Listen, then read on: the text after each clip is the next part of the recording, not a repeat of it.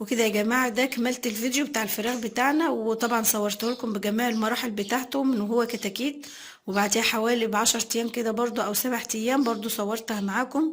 وكده المرحلة اللي احنا فيها دلوقتي كده هذبح منه ان شاء الله.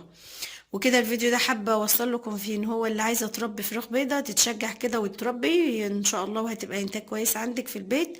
وكفاية ان انت الحاجة مربيها بايديك وكويسة، ولا واخدة حقن ولا هرمونات زيادة ولا حاجة. وكفايه ان الحاجه انت مربياها بايديكي في البيت ومضمونه. وان شاء الله تشجع كده ورب طيور ان شاء الله، بالذات الفراخ البيضاء معاكي هتبقى جميله جدا ان شاء الله. وهي الفرخه معايا معديه ل2 كيلو، 2 كيلو وربع يعني، وممكن في فرخه برضو 2 كيلو ونص.